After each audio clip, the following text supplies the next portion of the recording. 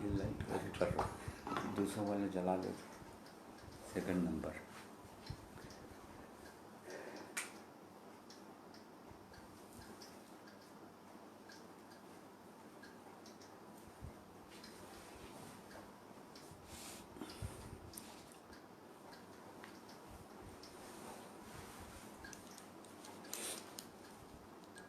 परमेश्वर पिता का धन्यवाद करते हैं आज के दिन के लिए।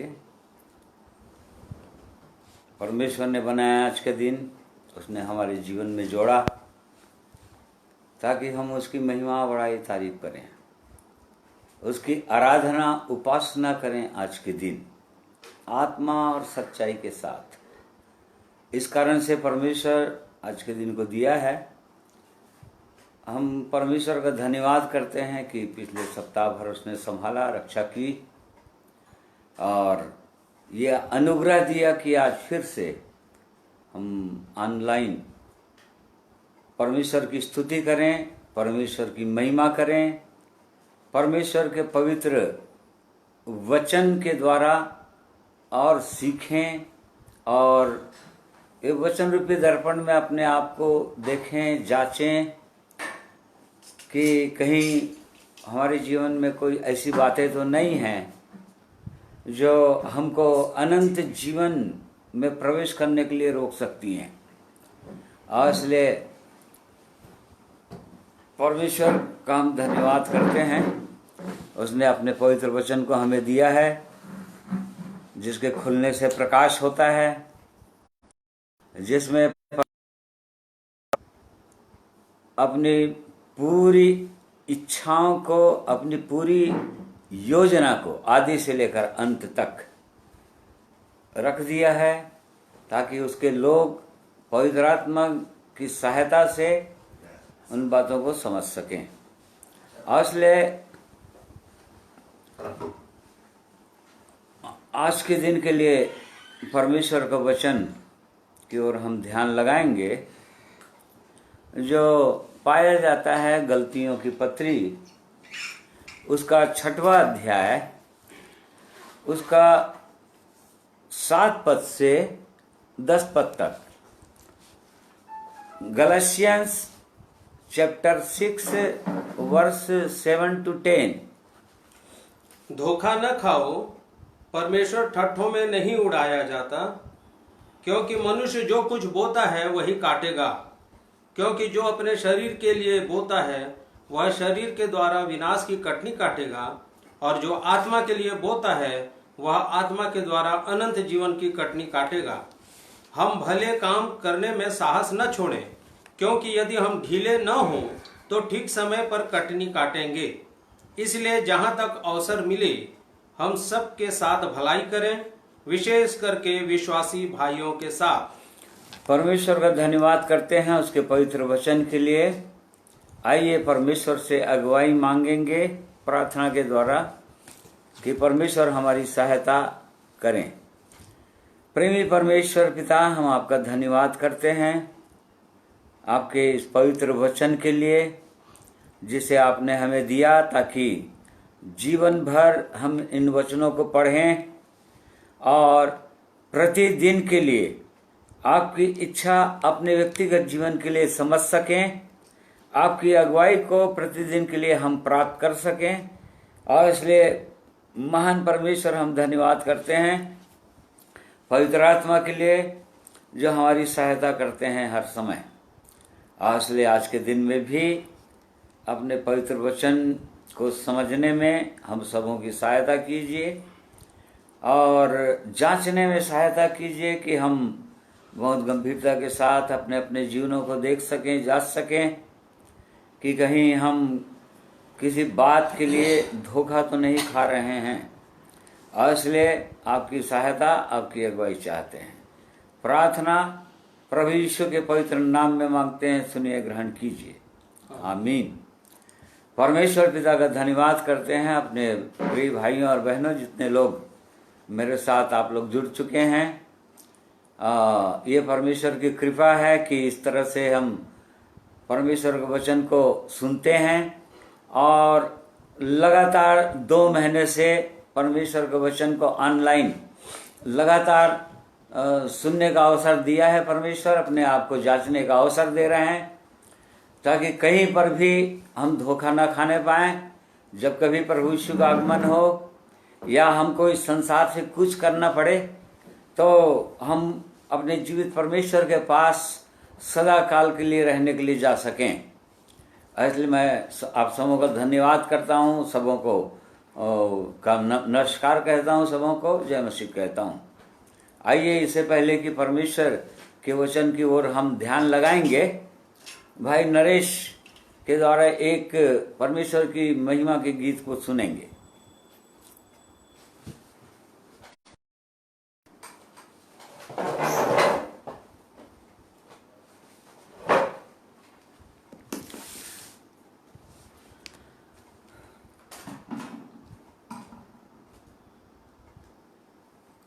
प्रभु की महिमा हो। मेरे सब भाई बहनों को प्रभु यीशु मसीह के पवित्र नाम के द्वारा से नमस्कार कहता हूँ। इस समय लॉकडाउन की वजह से हमारा म्यूजिक सिस्टम भी अपने आप लॉक होते जा रहा है। कई बार बनाते हैं फिर भी खराब हो जाता है, इसीलिए म्यूजिक में नहीं गा पा रहे हैं हम लोग, प्रभु की महिमा नहीं कर पा रहे हैं। परंतु प्रभु ने जो आवाज़ दिया है, चाहे वो म्यूजिक सिस्टम रहे चाहे न रहे, प्रभु ने जो वरदान दिया है उसके द्वारा से प्रभु की महिमा मैं करना चाहूँगा। क्योंकि हम सबको इस समय प्रभु यीशु मसीह परमेश्वर पिता हमें अवसर दिए हैं कि उसके नज़दीकी में आए। वो बुला रहे हैं निरंतर हम सबको, और वो यही चाह रहे हैं कि हम उसके और नज़दीकी में आए। प्रभु की महिमा हो। ये आवाज़ उनकी सुनिए, जो उनकी बुलाहट है प्रभु यीशु की।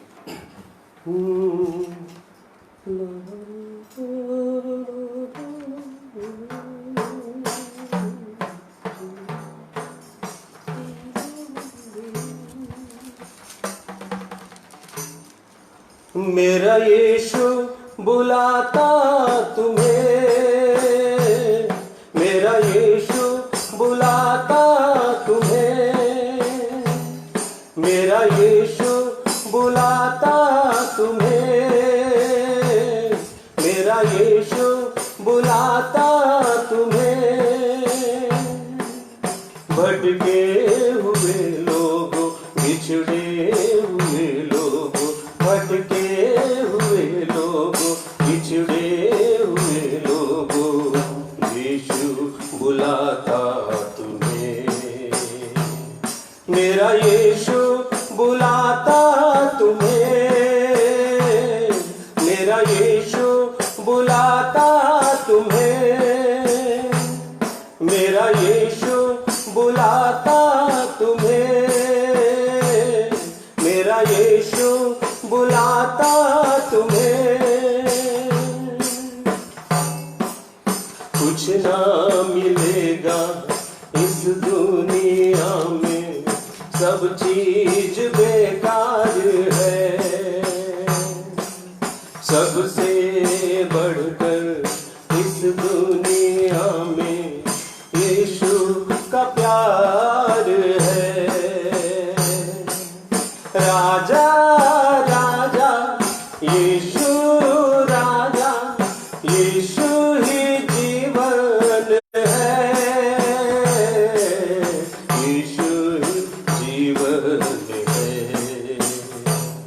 मेरा यीशु बुलाता तुम्हें, मेरा यीशु बुलाता तुम्हें, मेरा यीशु बुलाता तुम्हें,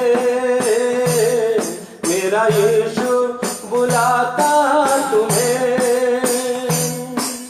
भटके हुए लोगों, बिछड़े हुए लोगों, भटके हुए लोगों, बिछड़े हुए लोगों, यीशु बुलाता तुम्हें।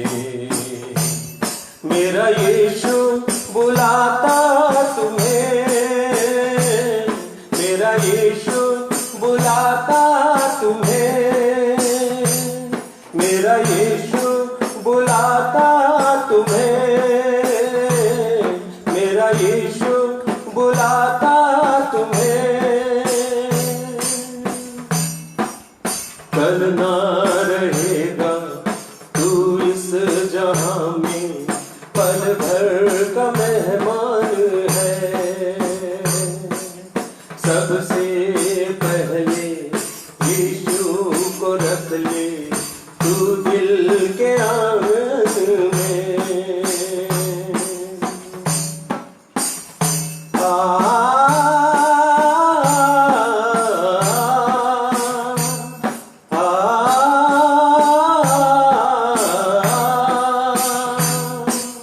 कल ना रहेगा तू इस जहां में, पल भर का मेहमान है।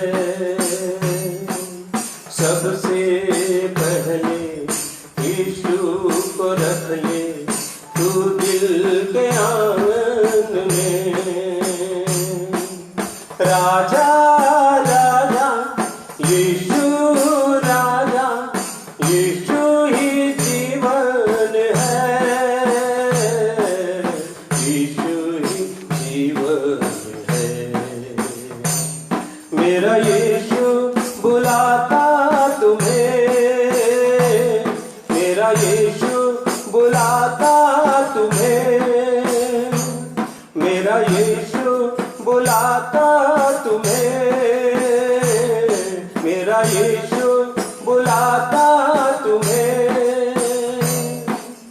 कुछ ना मिलेगा इस दुनिया में, सब चीज बेकार है। सबसे बढ़कर इस दुनिया में यीशु का प्यार है।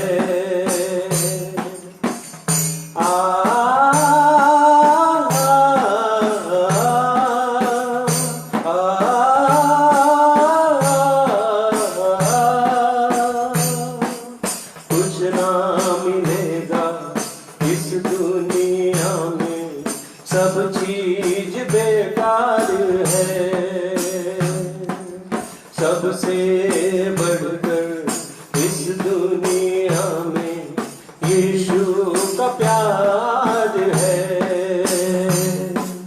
राजा राजा यीशु राजा, यीशु ही जीवन है, यीशु ही जीवन है। मेरा यीशु बुलाता तुम्हें, मेरा यीशु बुलाता तुम्हें, मेरा यीशु बुलाता तुम्हें, मेरा यीशु बुलाता तुम्हें। भटके हुए लोगों, बिछड़े हुए लोगों, भटके हुए लोगों, बिछड़े हुए लोगों, यीशु बुलाता तुम्हें। मेरा यीशु बुलाता तुम्हें, मेरा यीशु बुलाता तुम्हें, मेरा यीशु बुलाता तुम्हें, मेरा यीशु बुलाता तुम्हें।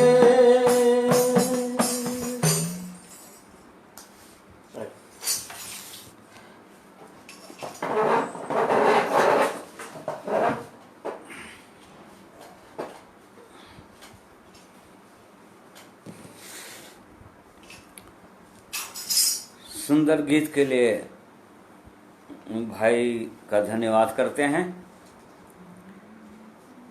सच में परमेश्वर हमें बुला रहे हैं, लगातार अपनी बुलाहट को लोगों तक पहुंचा रहे हैं, क्योंकि वो प्रेमी परमेश्वर हैं। मनुष्य को अवसर दिए हुए हैं कि आज जो जितने लोग भटके हुए हैं, खोए हुए हैं, इस संसार में भटक गए हैं, उस परमेश्वर को नहीं जान रहे हैं, अपने स्वामी को नहीं जान रहे हैं, अपने सृष्टि करने वाले परमेश्वर को नहीं जान रहे हैं, उन सबों के लिए परमेश्वर का ये निमंत्रण है कि लोग आ सकते हैं। जब तक समय है तब तक आ सकते हैं।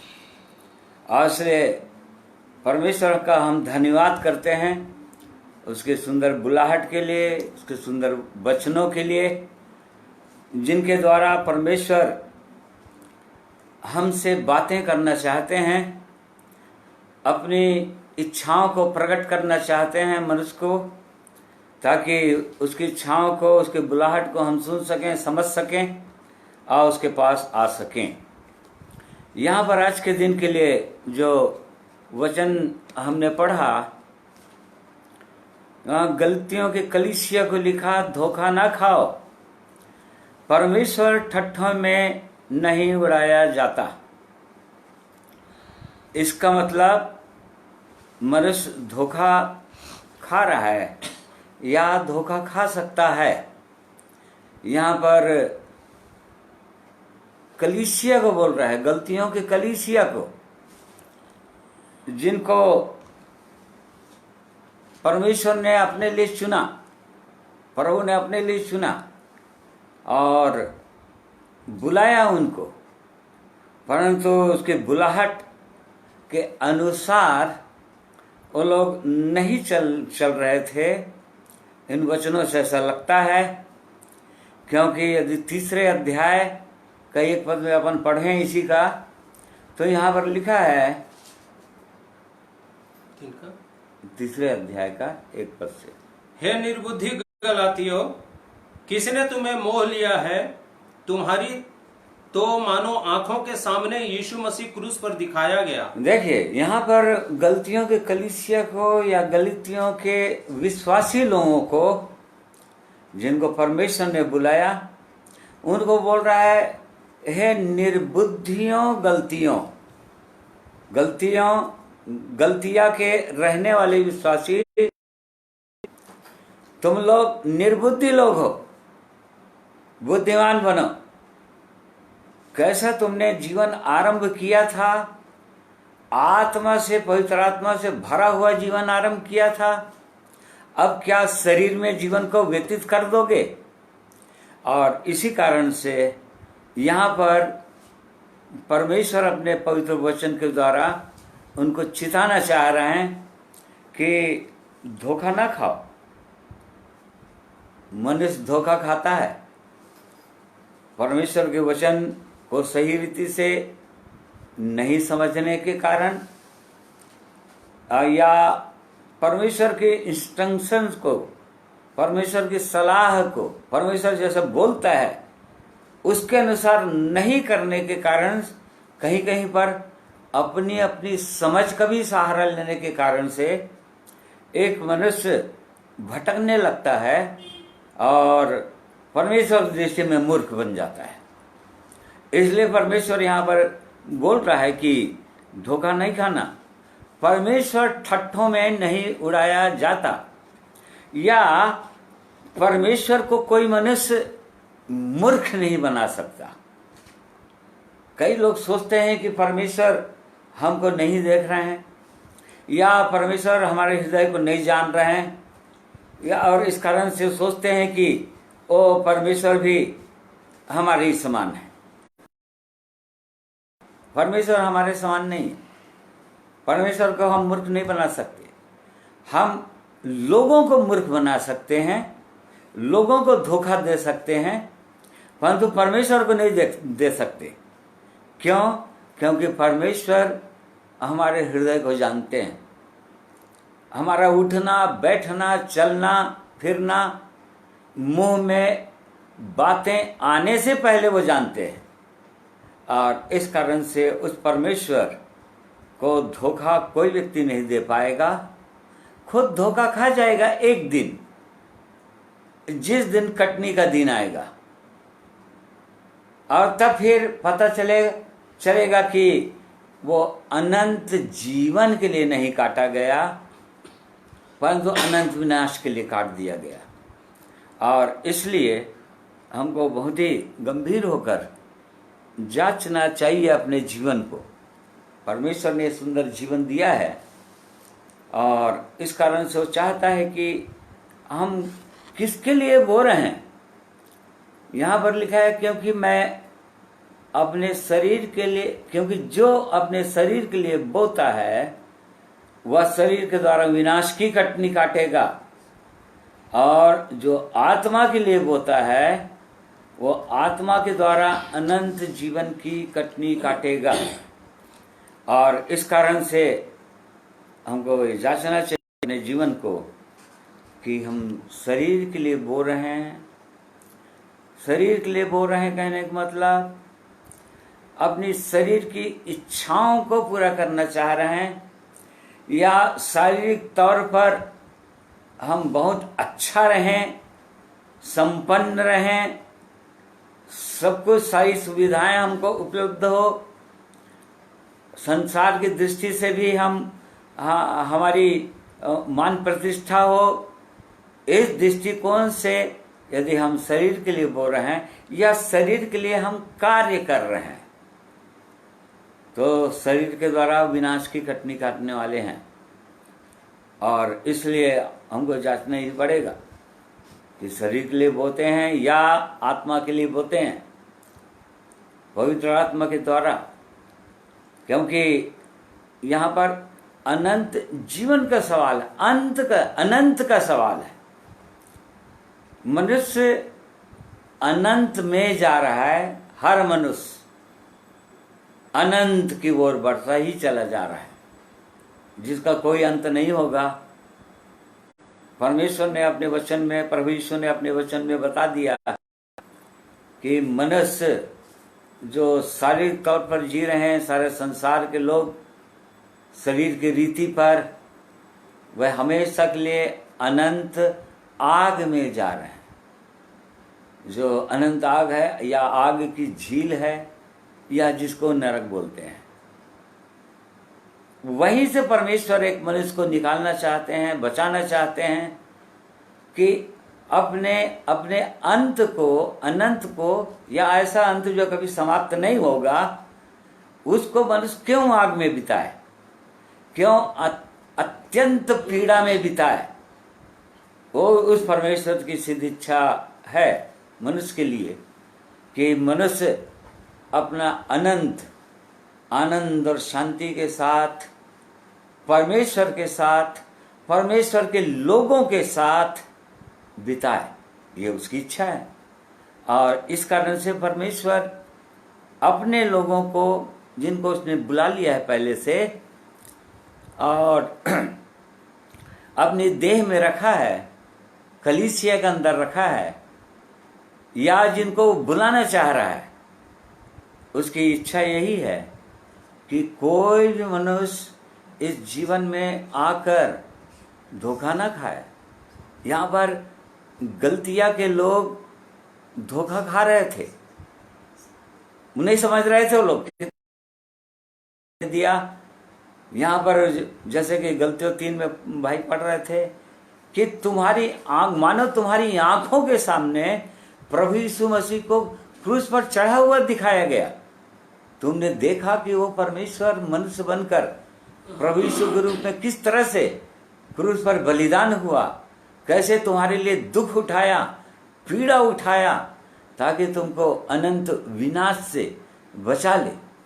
और इस कारण से उस परमेश्वर की सिद्ध इच्छा, मनसा यही है कि वो चाहते हैं कि मनुष्य अनंत जीवन की ओर ध्यान दे, मनुष्य की दृष्टि अंत की ओर लगा रहे कि मैं कहाँ जाऊंगा। यदि अंत की ओर विचार नहीं करेंगे, यदि वर्तमान जीवन को ही जीवन समझकर या इस संसार में ही सब कुछ प्राप्त करने की इच्छा से जीवन बिताकर अनंत को खो देंगे, अनंत जीवन को खो देंगे, तो कोई मतलब नहीं होगा। इसलिए वो परमेश्वर जो प्रेमी परमेश्वर हैं, अपने लोगों को बार बार सावधान करते रहते हैं, चिताते रहते हैं। यहाँ पर भी अपने लोगों को सावधान करना चाहते हैं कि धोखा न खाओ। और इसलिए हमको धोखा नहीं खाना है, हमको जांचना है अपने जीवन को कि हम क्या बोल रहे हैं। हाँ, अवश्य कटनी काटना है तो मनुष्य को पहली काम तो ये करना पड़ेगा कि बोना पड़ेगा। जो कोई भी कटनी काटना चाहता है किसी भी चीज का, वो पहले बोता है। किसान अपने खेत में यदि कुछ चीज नहीं बोएगा तो कटनी तो काट नहीं सकता वो। इसलिए बोने का कई नियम है, सिद्धांत है कि कैसे बोना है और तब का क्या काटेगा, क्या बोएगा, क्या काटेगा।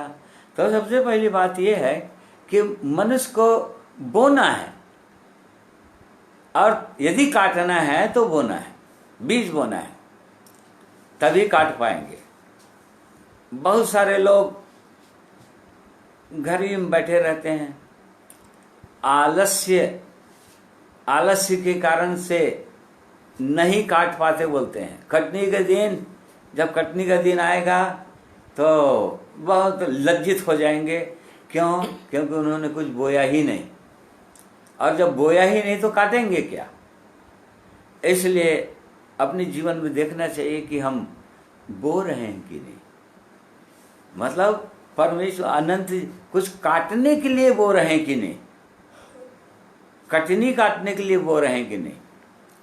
ये पहली बात हमको ये देखना चाहिए। परमेश्वर का वचन बोल रहा है होशे नबी की पुस्तक। दूसरी बात, यदि काटना है तो हमको बोना ही पड़ेगा।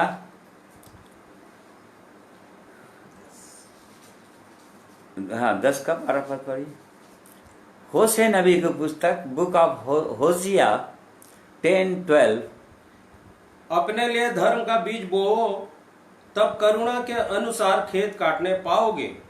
अपनी पड़ती भूमि को जोतो, देखो अभी यहोवा के पीछे हो लेने का समय है कि वह आए और तुम्हारे ऊपर उद्धार बरसाए। देखिए, यहाँ पर यदि बोना है, किसी चीज को बोना है, परमेश्वर का वचन यहाँ पर बोल रहा है कि अपने धर्म का बीज बो, धार्मिकता का बीज बो, और तब करुणा के अनुसार, परमेश्वर की दया के अनुसार, परमेश्वर की सामर्थ्य के अनुसार कटनी काट पाओगे। तो यहाँ पर बोने के पहले ये भी बता रहा है कि ऐसे ही नहीं बोया जाता। किसी चीज को बोना है यदि, तो यहाँ पर वहीं पर लिखा हुआ है अपने धर्म का बीज बो और अपनी पड़ती भूमि को जोतो। हाँ, अपनी पड़ती भूमि को जोतो। देखिए, यदि बोना है तो बोने का तरीका ये होता है कि अपनी पड़ती भूमि को या अपने फॉलो ग्राउंड को या कठोर भूमि को पहले तोड़ना पड़ेगा, जोतना पड़ेगा। परमेश्वर पुराने नियम में अपने लोगों को बोल रहे थे, यहूदा के लोगों को, यिर्मयाह 4 अध्याय उसका 3 पद में, इन जरमाया 4:3, क्योंकि यहूदा और यरूशलेम के लोगों से यहोवा ने यूं कहा है, अपनी पड़ती भूमि को जोतो और कटीले झाड़ों में बीच मत बो। हाँ, बस देखिए, यहाँ पर परमेश्वर बोल रहा था यहूदा और यरूशलेम के लोगों से, यहूदा और यरूशलेम के लोगों से उस समय भी बोल रहे थे। अभी भी जब हम इन वचनों को हम पढ़ते हैं तो परमेश्वर अभी भी अपने लोगों को ही बोल रहे हैं, जिनको उसने बुला लिया है और जिनको परमेश्वर ने अपनी प्रजा का पद दे दिया है, या अपने लोग कहता है, अपने लहू से धोकर जिनके पाप अपराधों को उसने क्षमा कर दिया है, ऐसे लोगों को अपने लोग बोलता है। उनको अभी भी वही बातें बोल रहा है वो, कि यदि बोना है तो अपनी पड़ती भूमि को पहले जोतो, या कठोर भूमि को जोतो, उसको तोड़ो, उसको कटीली झाड़ियों में बीज मत डालो। देखिए, बोने का सिद्धांत है, किसान लोग अच्छी तरह से जानते हैं। वो ऐसे ही अपने खेतों में नहीं चले जाते हैं। गर्मी का मौसम खत्म होने के बाद जैसे बरसात शुरू होता है, रेनी सीजन शुरू होता है, वो बीज लेकर अपने खेतों में कभी भी नहीं जाता कि कोई भी किसान पहले अपना हल लेकर जाते हैं, ताकि भूमि जो पड़त हो चुका होता है या कठोर हो चुका होता है, पहले उसमें हल चलाने की आवश्यकता होती है, उस भूमि को तोड़ने की आवश्यकता होती है। तभी जो कटीले झाड़ियां जो उसमें उग चुके होते हैं, जंगली बीज, जंगली दाने के पौधे उग चुके होते हैं, उनको तभी वो उखाड़ सकता है कोई व्यक्ति।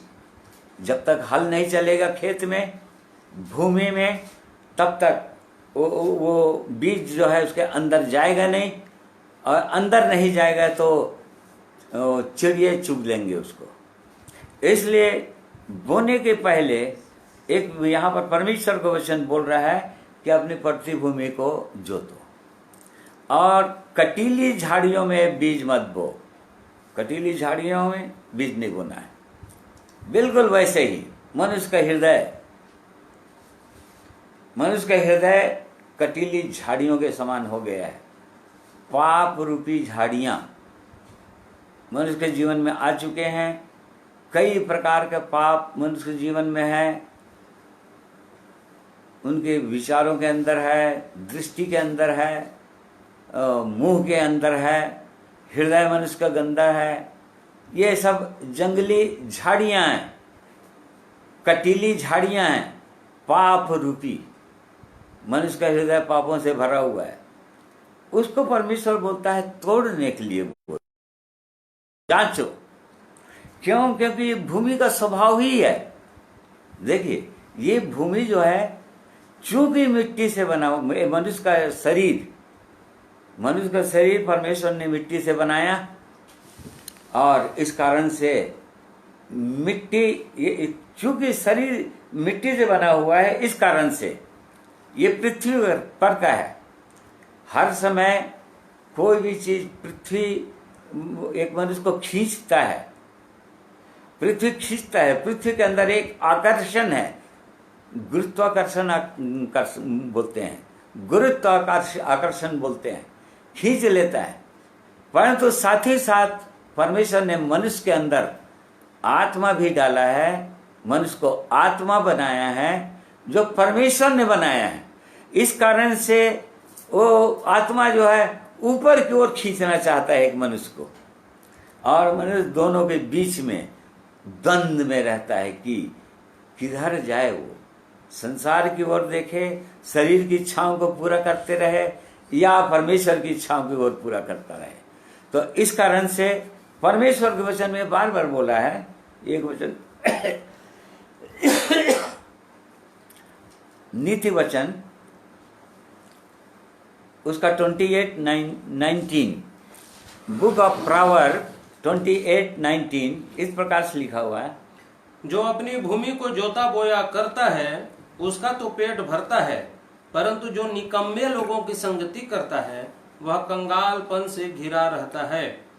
परमेश्वर अपने वचनों में साफ साफ इस बात को बोल रहा है, चूंकि ये शरीर भूमि से बना है, और इस कारण से परमेश्वर ने इस भूमि को श्राप दिया था आदम के पाप के कारण से, कि भूमि तेरे कारण श्रापित है, इसमें कांटे और उटकटारे उगाएंगे।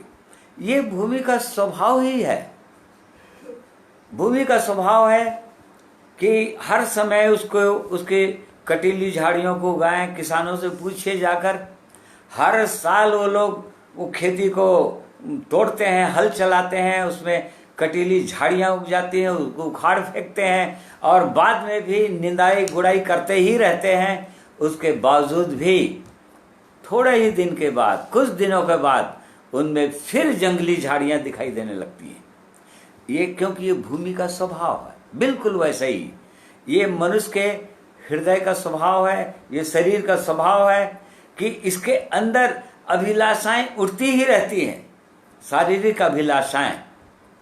और इस कारण से परमेश्वर का वचन बोलता है कि जो अपने भूमि को जोता बोया करता है, अर्थात इस शरीर को तोड़ते रहता है, परमेश्वर की दृष्टि में, परमेश्वर के वचन के प्रकाश में अपने आप को देखता है, देख जानता है, तब समझता है उसको कि नहीं, मेरे हृदय के अंदर फिर कोई झाड़ी, एक जंगली झाड़ी उग चुका है, और तभी उसको ठीक करने की कोशिश करता है। करना है, पहले तोड़ना है, मानकर उसको निकालना है, और तब बीज बोना है। तो यदि कटनी काटना है तो बीज तो बोना ही पड़ेगा। ये परमेश्वर का नियम है बीज बोने वालों के लिए। फिर अब परमेश्वर ने कहा मनुष्य, इसमें हमने देखा मनुष्य जो बोता है वो काटेगा। मनुष्य जो भी बोता है वो काटेगा, ये नियम है। यदि शरीर के लिए मनुष्य बोता है तो शरीर के द्वारा विनाश की कटनी काटेगा वो, और यदि आत्मा के लिए बोता है तब अनंत जीवन की कटनी काटेगा। जैसे कि उदाहरण के लिए शरीर के लिए मनुष्य क्या बोता है।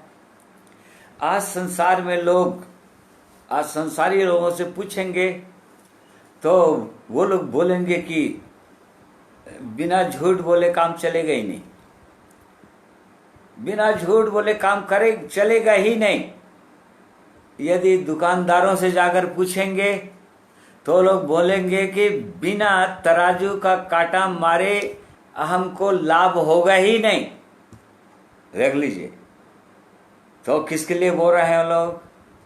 शरीर के लिए बोल रहे हैं। मनुष्य जो भी छोटा सा हल्का सा झूठ बोल देता है, यहां तक परमेश्वर के लोग झूठ बोल देते हैं, छोटा सा झूठ बोल देते हैं अपने लाभ के लिए, शारीरिक लाभ के लिए। तो समझ जाइए आप शरीर के लिए बोल रहे हैं, और शरीर के लिए बोल रहे हैं तो ये निश्चित है कि अनंत विनाश की कटनी काटेंगे, क्योंकि मनुष्य जो बोएगा वही काटेगा। वचन में साफ साफ इन बातों को लिखा हुआ है, मनुष्य जैसा बोता है उसको काटता है। जैसे कि अय्यूब 4 अध्याय उसका 8 पढ़िए, बुक ऑफ जॉब चैप्टर 4:8।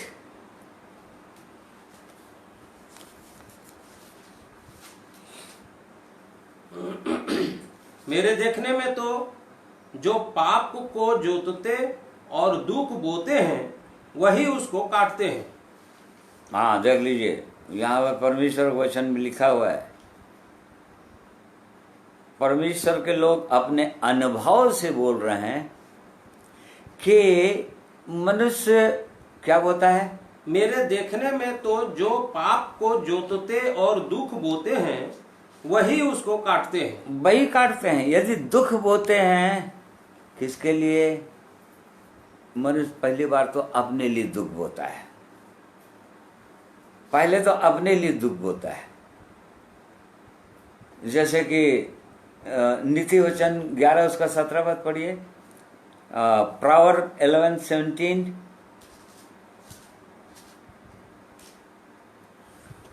कृपालु मनुष्य अपना ही भला करता है, परंतु जो क्रूर है वह अपनी ही देह को दुख देता है। देख लीजिए, पहले तो अपने ही दुख देता है, अपने शरीर को दुख देता है। नहीं तो जो जिसने अपने आप का भला करना नहीं सीखा, जैसे कि मान लीजिए कोई तंबाकू खाता है, या कोई शराब पीता है, या कोई भी नशीली चीजों का सेवन करता है, तो वो क्या रहा है? अपने लिए दुख बो रहा है। आगे चलकर वो जो कटनी काटने वाला है, जैसे शरीर का उम्र बढ़ता चला जाएगा, उसके शरीर में तकलीफ होना शुरू होएगा। उसका फेफड़ा, उसका लंग जो है धीरे धीरे धीरे धीरे खराब होता चला जाएगा। क्यों? क्योंकि उसने क्या बोया? अपने लिए दुख बोया, और इसलिए कटनी क्या काटेगा? दुख काटेगा। वैसे ही भजन संहिता 37 उसका 8 वर्ष पढ़िए, साम 37:8। क्रोध से परे रह और जलजलाहट को छोड़ दे, मत कूड़, उससे बुराई ही निकलेगी। देखिए इंग्लिश बाइबल में लिखा है उससे हानि ही होगी। क्रोध से परे रह अपने हृदय के अंदर, मनुष्य के अंदर जो क्रोध भरा हुआ है, और क्रोध के कारण से आज मनुष्य किसकी हानि करता है? सबसे पहले तो अपनी हानि करता है, क्योंकि तेरी हानि होगी बोल रहा है। इसलिए क्रोध से परे रह, नहीं तो तेरी हानि होगी। तो मनुष्य क्या बोल रहा है अपने लिए? अय्युब में हमने पढ़ा कि जो दुख बोते हैं वो लोग काटेंगे भी दुख अपने आप को। मरकुस 5 अध्याय में लिखा है, प्रभु यीशु ने बताया, एक व्यक्ति था जो कब्रों में रहता था, जो अपने आप को पत्थरों से घायल करता था, अपने आप को पत्थरों से घायल करते रहता था। और वो तो परमेश्वर की दया हुई कि प्रभु यीशु से उसका मुलाकात हो गया और इस प्रकार से वो बच गया। इसी प्रकार से आज मनुष्य पत्थरों से अपने आप को घायल कर रहा है, अर्थात झूठ रूपी पत्थर, क्रोध रूपी पत्थर, लालच रूपी पत्थर। नीति वचन लिखा है कि लालची मनुष्य अपने घराने को दुख देता है। देखिए, पहले तो मनुष्य अपने आप को दुख देता है और उसके बाद अपने शरीर को दुख देता है, और तब फिर दूसरों को दुख देता है, अपने घराने को दुख देता है। लालची मनुष्य अपने घराने को दुख देता है, लिखा हुआ है। 17 होगा शायद, 17:28 या 27। तो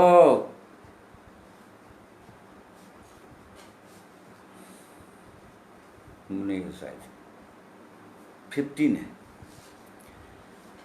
तो देखिए प्रिय भाइयों और बहनों, मनुष्य क्या बोल रहा है? हाँ, पढ़िए। लालची अपने घराने को दुख देता है, परंतु घूस से घृणा करने वाला जीवित रहता है। 15 का 27। हाँ, 15 प्रोवर्ब्स 15:27 लिखा हुआ है। नीति वचन 15 उसका 27 पद में लिखा हुआ है।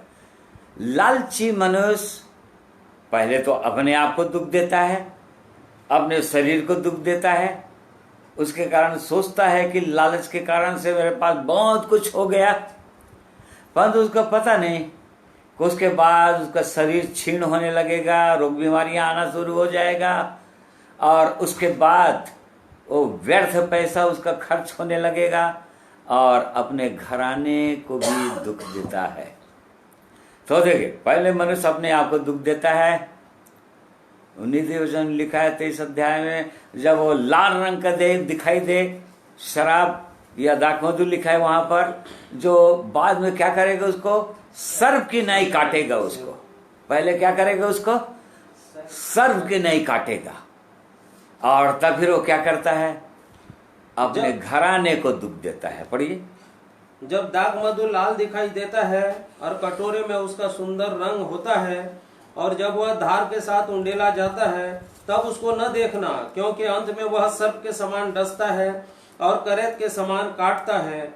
तू विचित्र वस्तुएं देखेगा और उल्टी सीधी बातें बकता रहेगा। मगर आज मनुष्य जो है उसको तो समझ में नहीं आ रहा है, परंतु वो अपने ही लिए बो रहा है, वो अपने शरीर के लिए बो रहा है वो, ताकि वो अनंत विनाश काटने लगे। जब तक ये शरीर में रहेगा, शरीर में दुख होगा, शरीर में कष्ट रहेगा, और उसके बाद जिस दिन सांस टूटेगी, हमेशा के लिए अनंत आग में चला जाएगा, अनंत विनाश में चला जाएगा। तो किसके लिए बो रहा है आज मनुष्य? यदि दुख बोएंगे, यदि किसी दूसरे के लिए भी दुख बोएंगे, तो समझ जाइए कि अपने लिए ही दुख बो रहे हैं। किसी को धोखा देंगे यदि, जैसे कि नीति वचन 17 उसका 13 पद पढ़िए, प्रोवर्ब्स 17:13। जो कोई भलाई के बदले में बुराई करे, उसके घर से बुराई दूर न होगी। हाँ, ये नियम है परमेश्वर का, ये बोने का नियम है पूरी रीति से। ये किसी भी व्यक्ति के लिए ये लागू होगा, चाहे वो विश्वासी व्यक्ति हो, चाहे अविश्वासी व्यक्ति हो। जो दूसरों के लिए बुराई बोएगा, उसके घर से कभी भी बुराई दूर नहीं होगी। वो खुद बुराइयों में फंसा रहेगा, अपने परिवार के लिए वो बुराई वो बोता ही चला जा रहा है, और दूसरे की बुराई तो नहीं होगी, परंतु अपनी खेती काटेगा, वो अपने ही कटनी काटेगा। उसी का 11:27 पढ़िए, 11 का 27 पद। जो यत्न से भलाई करता है वह दूसरों की प्रसन्नता खोजता है, परंतु जो दूसरे की बुराई का खोजी होता है उसी पर बुराई आ पड़ेगी। यदि पड़ती किसी है। का आज लोग संसार की ये रीति हो गया है कि केवल दूसरों की बुराइयों को ढूंढते रहते हैं, अपनी बुराइयों को कभी मनुष्य देखता नहीं है। परंतु जो दूसरों की बुराइयां देखते हैं उनको क्या पता कि वो बुराई जो है अपने लिए ढूंढ रहे हैं, वो लोग अपने लिए बो रहे हैं। तो इस प्रकार से मनुष्य शरीर के लिए बोता ही चला जा रहा है, और एक दिन निश्चित रूप से भी विनाश की कटनी ही वो काटने वाला है। और इसी प्रकार से हम अपने जीवन को बहुत गंभीरता के साथ देख सकते हैं कि हम किसके लिए कटनी काट रहे हैं, किसके लिए बो रहे हैं। अपने शरीर के लिए, अपने विचारों के लिए। विचारों, परमेश्वर के लोग, परमेश्वर की दृष्टि तो मनुष्य के हृदय की ओर है। परमेश्वर मनुष्य के हृदय की ओर जांचता है, हृदय को देखता है और हृदय को जांचता है। और इस कारण से बहुत बार आप जांचेंगे, अपन जब सब लोगों के साथ रहते हैं या आराधना करते हैं एक साथ मिलकर, जब लोग इकट्ठे होते हैं तो वहां पर कोई गलत काम करना नहीं चाहता। आराधना के अंदर आएंगे तो सभी लोग गीत गाएंगे, परमेश्वर की महिमा करेंगे, बड़ाई करेंगे, तालियां बजाएंगे, हाथ उठाएंगे।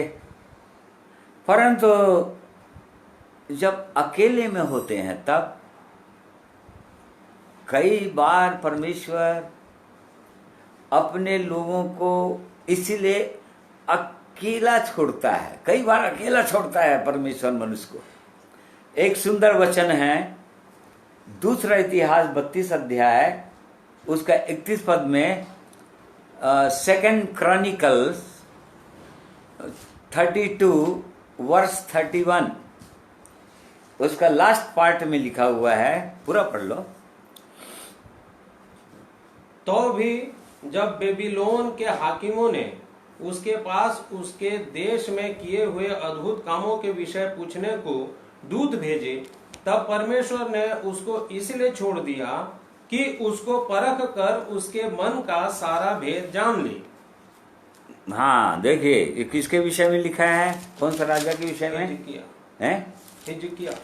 हिजकिया राजा को परमेश्वर ने बहुत आशीषित कर दिया था और बहुत धनी बना दिया था। बहुत सारा धन संपत्ति उसके पास आ गया था, और तब ओ परमेश्वर उसको जांचने लगा। और तब उसके बाद बेबीलोन तो बाबुल का राजा अपना दूत भेजा, और उसके बाद उसने सब कुछ उसको दिखा दिया, सारा भंडार दिखा दिया, अपनी सारा धन संपत्ति दिखा दिया। यहाँ पर मेन चीजें लिखा हुआ है, आखिरी पद पढ़ो उसका फिर से।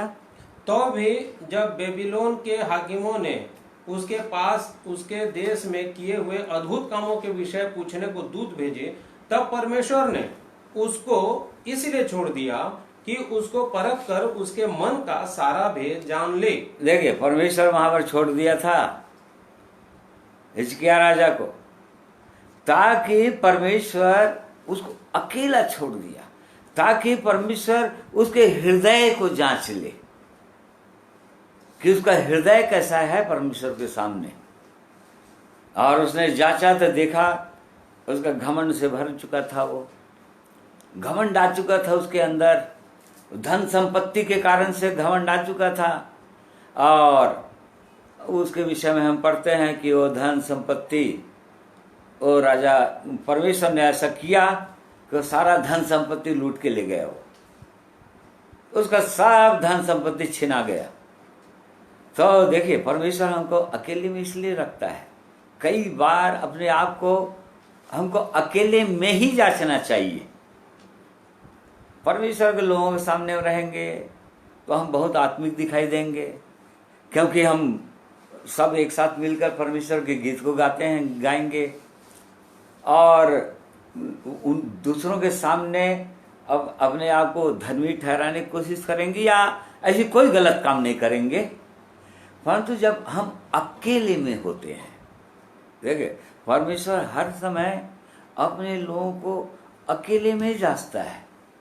वो अकेले में ही तैयार करना चाहता है एक मनुष्य को, ताकि परमेश्वर उसको सिखाए। वो परमेश्वर चाहता है कि मनुष्य अकेले में हो, अपने आप को देखे, गंभीर होकर देखे कि उसका जीवन कैसा है। आज जवान लोग, बहुत सारे लोग अकेले में जो होते हैं, नेट में, मोबाइल के अंदर या नेट के अंदर देखते क्या हैं।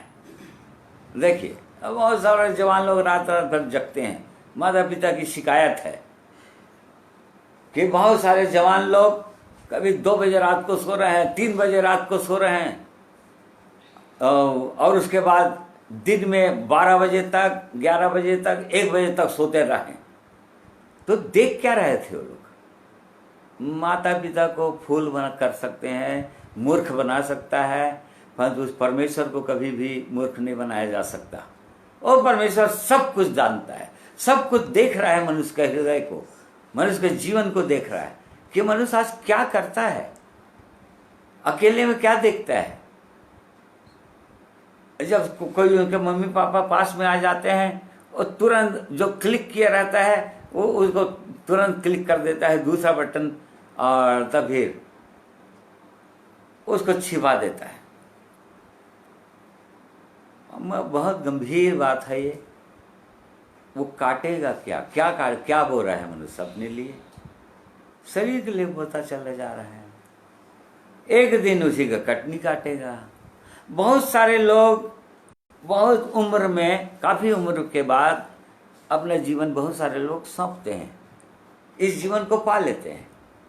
परंतु चूंकि वो कटनी तो अपने शरीर के लिए बोना, तो बीज तो शरीर के लिए बोते रहे जीवन भर, उस उम्र तक जब प्रभु यीशु के पास आए, मन फिराए, उस दिन तक तो शरीर के लिए ही बोते रहे।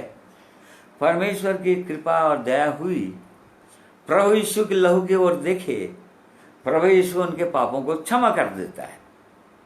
परंतु चूंकि शरीर तो बिगड़ चुका है, पहले ही बिगड़ चुका है शरीर, तो वो कटनी तो काटेगा ही। कटनी तो दुख तो काटेगा ही, क्योंकि अपने शरीर के लिए दुख ही बोता रहा। हाँ, अवश्य प्रभु यीशु के पास से दिया गया तो परमेश्वर उसके सारे पाप अपराधों को क्षमा कर देते हैं। परंतु वो शरीर तो जो बो चुका है और जो दुख बो चुका है, शरीर बहुत हद तक वो खराब कर चुका है, वो एकाएक एकदम परफेक्ट पहले के समान नहीं होता है। हाँ, अवश्य परमेश्वर कृपा कर देते हैं। परमेश्वर ताकि अपना गवाह बना ले, अपनी गवाही दे, प्रभु यीशु की गवाही देते रहें। परंतु इसलिए ये परमेश्वर की सिद्ध इच्छा और मनसा के अंदर है कि प्रभु चाहते हैं कि हम देखें कि हम बो क्या रहे हैं। यदि जंगली बीज आ गया तो क्या काटेंगे? जंगली दाना काटेंगे। और परमेश्वर बार बार अपने पवित्र वचनों के द्वारा एकदम स्पष्ट कर दिए हैं, हर चीज को स्पष्ट कर दिए हैं। और इसलिए मनुष्य को बहुत गंभीर होकर जांचना ही चाहिए कि हम बोते क्या हैं। 2 चीज नहीं बोना बोला था। लय व्यवस्था 19 उसका 19 पद पढ़िए, बुक ऑफ लेविटिकस 19 वर्स 19।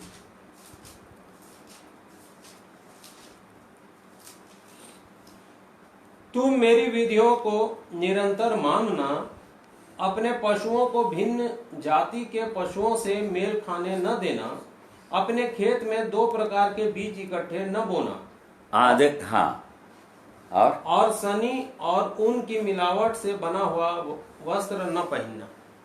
देखिए, परमेश्वर स्पष्ट व्यवस्था के अंदर इस बात को बता दिया था अपने लोगों को कि तुम 2 प्रकार के बीज नहीं बोना।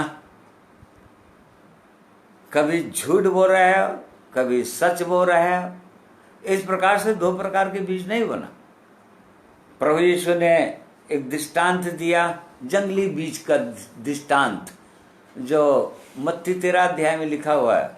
मैथ्यू 13 में लिखा हुआ है कि जब राज्य के संतान के लोग, अर्थात जिनको परमेश्वर ने बुलाया अपने लिए, जो लोग सुंदर जीवन पा गए, जब ये लोग सो रहे थे तो क्या हुआ? 24 पद से 24 ऑनवर्ड। यीशु ने उन्हें एक और दृष्टांत दिया। स्वर्ग का राज्य उस मनुष्य के समान है जिसने अपने खेत में अच्छा बीज बोया, पर जब लोग सो रहे थे तो उसका शत्रु आकर गेहूं के जंगली बीज बोल कर चला गया। जब अंकुर निकले और बालें लगी तो जंगली दाने के पौधे भी दिखाई दिए। इस पर गृहस्थ के दासों ने आकर उससे कहा, हे स्वामी, क्या तूने अपने खेत में अच्छा बीज न बोया था? फिर जंगली दाने के पौधे उसमें कहां से आए? उसने उनसे कहा, यह किसी शत्रु का काम है। दासों ने उससे कहा, क्या तेरी इच्छा है कि हम जाकर उनको बटोर लें? उसका 34 और 37 भी पढ़ना था। ये सब बातें यीशु ने दृष्टांतों में लोगों से कही, और बिना दृष्टांत वह उनसे कुछ न कहता था कि जो वचन भविष्यवक्ता के द्वारा कहा गया था वह पूरा हो। मैं दृष्टांत कहने को अपना मुंह खोलूंगा, मैं उन बातों को मैंने उसका जो अर्थ बताया जंगली बीज का, हाँ 37। उसने उनको उत्तर दिया, अच्छे बीज का बोने वाला मनुष्य का पुत्र है। खेत संसार है, अच्छा बीज राज्य की संतान और जंगली बीज दुष्ट की संतान है। हाँ देखिए, उसको फिर प्रभु यीशु ने अपने चेलों को अकेले में उनको समझाया कि किस तरह से क्या होने वाला है। जब कटनी का समय आएगा तो वो परमेश्वर अपने दूतों को भेजेगा पहले जंगली दानों को इकट्ठा करने के लिए, ताकि उनको जलाया जाए, और उसके बाद असली दाने को इकट्ठा करेगा, काटेगा, जो परमेश्वर के साथ रहेंगे। तो इस प्रकार से परमेश्वर अपने वचनों के द्वारा इन बातों को स्पष्ट करते हैं, ताकि उसके लोग बहुत ही चौकस करें अपने जीवन को कि हम क्या बोते हैं, अपने लिए क्या बोल रहे हैं। धर्म का बीज बोल रहे हैं, धर्म का बीज बोल रहे हैं, आत्मा के लिए बोल रहे हैं। अर्थात यदि हम किसी से प्रेम करते हैं तो बदले में हमको क्या मिलेगा? यदि हम किसी की भलाई करना चाहते हैं, भलाई करते हैं, तो हम क्या बोल रहे हैं? अपने लिए भलाई बोल रहे हैं। यदि हम किसी भी चीज के लिए सहायता करते हैं तो क्या करते हैं? अपने लिए हम कर रहे हैं। क्योंकि प्रभु यीशु ने बताया था, मत्ती 25 अध्याय में उसने कहा था कि भेड़ों को बकरियों से अलग करो। और तभी जो दाहिने ओर वाले थे उन्होंने कहा, हे प्रभु, कब हमने वो भूखों को खाना खिलाया, नंगों को वस्त्र पहनाया, प्यासों को पानी पिलाया? प्रभु यीशु ने कहा, जो तुमने छोटों से छोटों के साथ किया, तुमने किसके साथ किया? मेरे साथ किया। देखिए, और इस कारण से वो अनंत जीवन के अधिकारी हो जाएंगे। इस कारण से जो हम क्या बोल रहे हैं, अपने लिए बोल रहे हैं। होता है कुछ भी कर रहा है मनुष्य, दूसरों के लिए नहीं बोलता है। बार बार इन वचनों को हम पढ़ते हैं, और परमेश्वर अपने लिए बहुत सारे उदाहरण को रख दिया है बाइबल के अंदर। पुराने नियम है, एस्तर नबी को पुस्तक में पढ़ते हैं कि हामान नाम का एक दुष्ट व्यक्ति था, जो मुर्दकै जो जो परमेश्वर का जन था उसके लिए बहुत बड़ा फंदा बना दिया था ताकि वो उसको उसमें फांसी पर लगा दे। और तब ऐसा हुआ, 7 अध्याय का देखो 9 और 10 पढ़ो वाले।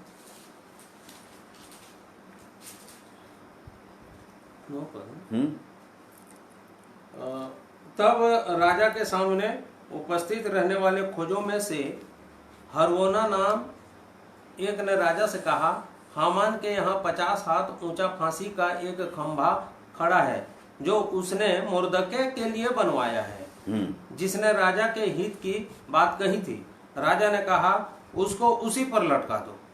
माँ देखिए, बनाया दूसरे लिए था, वो परमेश्वर के जन के लिए वो फंदा बनाया था।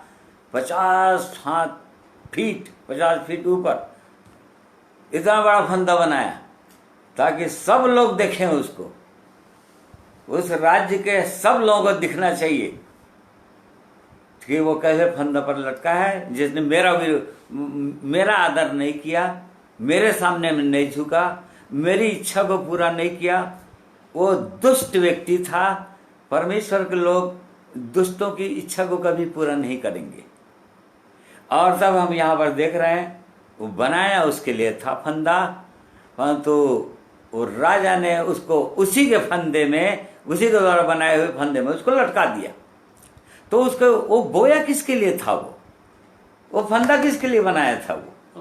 वो अपने लिए बनाया था, मोर देख के नहीं बनाया था, क्योंकि उसने अपने लिए बोया था। वो अपने लिए वो घृणा बोया था, अपने लिए वो दुख को बोया था, और इस कारण से उसी फंदे में उसको लटकना पड़ा। और इस प्रकार से ये परमेश्वर की सीधी इच्छा और मनसा है। फिर एक बात हम और देखते हैं बोने के सिद्धांत में कि मनुष्य जो बोता है, बोता तो एक है, एक बीज बोया, परंतु काटेगा कितना काटता है, कितना बीज आएगा उसमें। एक बीज बोएगा तो उसमें फल कितना लगेगा? हाँ देख लीजिए, एक धान बोता है मनुष्य या एक गेहूं का दाना बोता है, वो जब पेड़ उसका पौधा निकलता है तो उस बाली में कितने बीज हो जाता है। देख लीजिए, ये सबसे और खतरनाक बात है।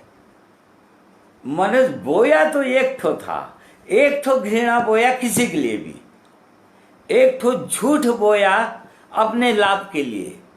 वो कटनी क्या काटेगा? वो उसका कई गुना, उसके जीवन में कई प्रकार की बुराइयां आ जाएंगी।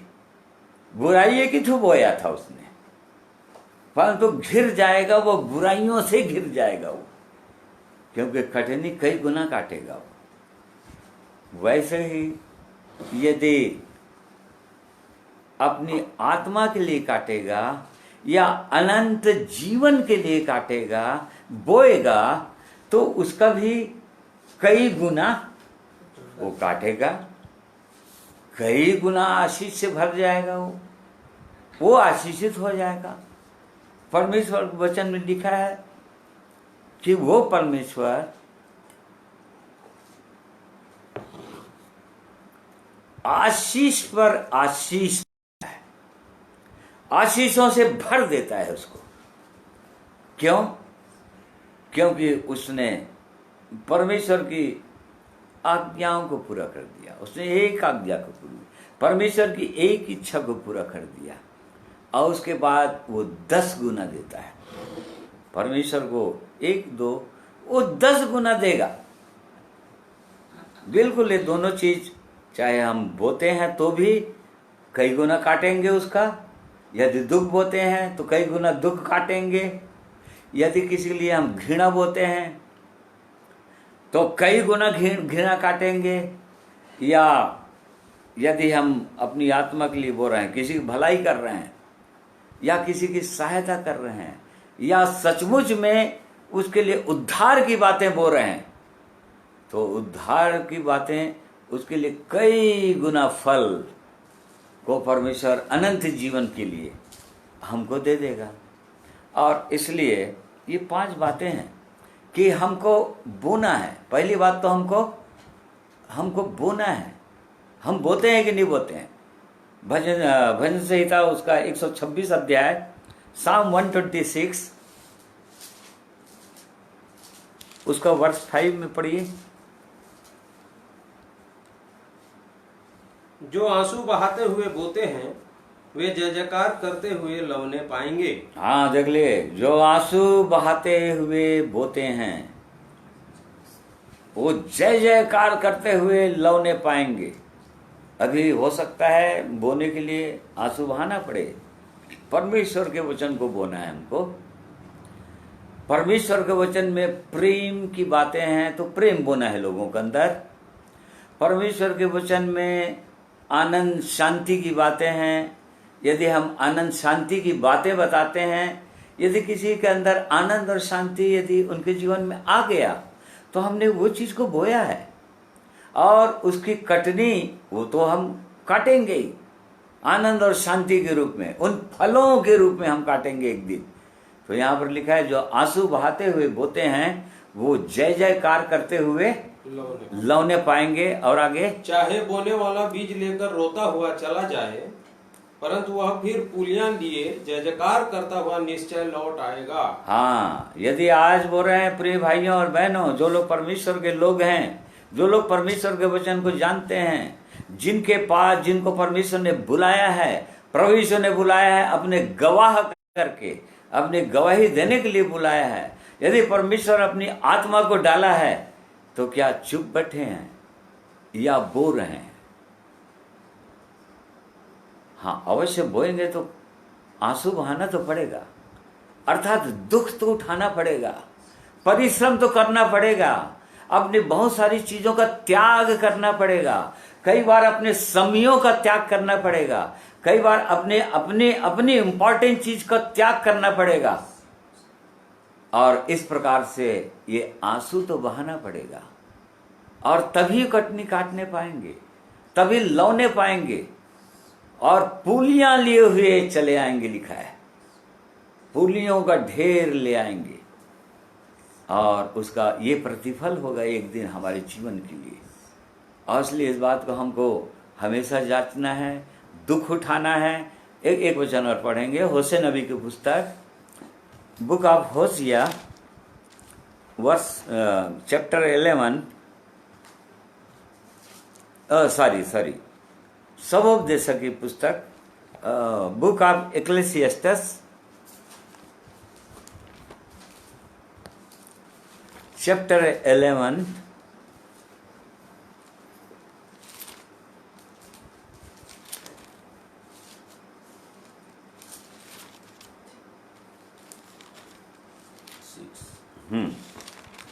भोर को अपना बीज बो और सांझ को भी अपना हाथ न रोक, क्योंकि तू नहीं जानता कि कौन सफल होगा, यह या वह या दोनों के दोनों अच्छे निकलेंगे।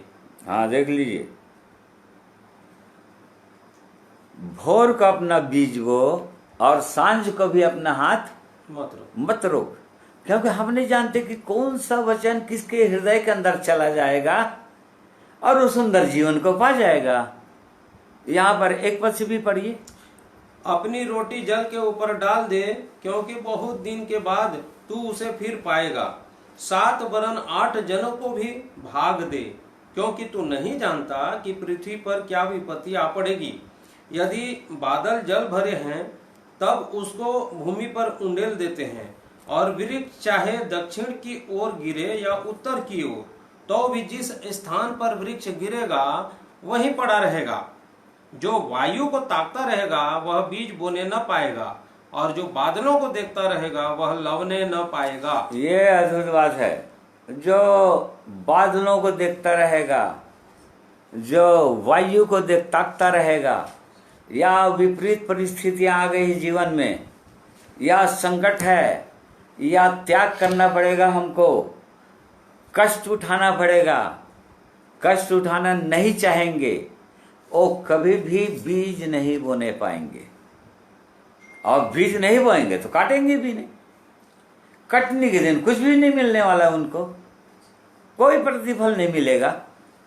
और इस कारण से परमेश्वर की सिद्ध इच्छा ये है कि अपनी रोटी जल के ऊपर डाल दे, और तो बहुत दिनों के बाद तो उसको फिर पालेगा। आज यदि वो प्रभु जो है हमको रोटी बनाना चाहते हैं, क्या हम रोटी हैं? परमेश्वर बार बार बोलता है भूखों को अपनी रोटी खिला दे।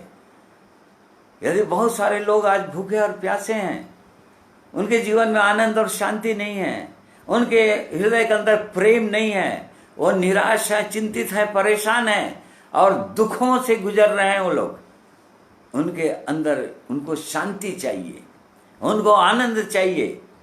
दुनिया की सब चीजें हैं, सारी सुविधाएं हैं, धन संपत्ति भी है, परंतु उनके हृदय के अंदर वो शांति नहीं है, उनके परिवार के अंदर वो शांति नहीं है, वो कलह है, लड़ाइयां हैं। किसके लिए बोल रहे हैं? क्या कर रहे हैं? परमेश्वर बोलता है अपनी रोटी जल के ऊपर डाल दे।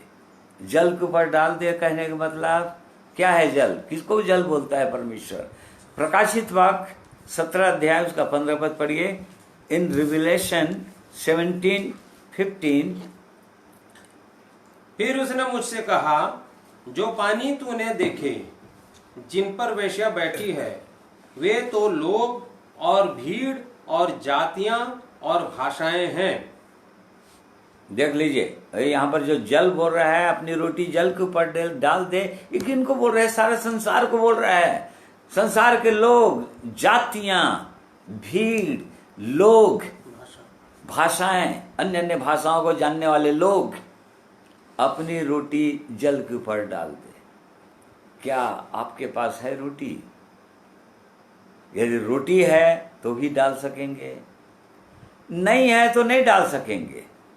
यदि नहीं है बोना पड़ेगा, बोना तो है, और यदि नहीं है बोने के लिए कुछ, तो भी परमेश्वर को वचन लिखा है 2 कुरिन्थियों 9 अध्याय में, बोने वाले को बीज देता है।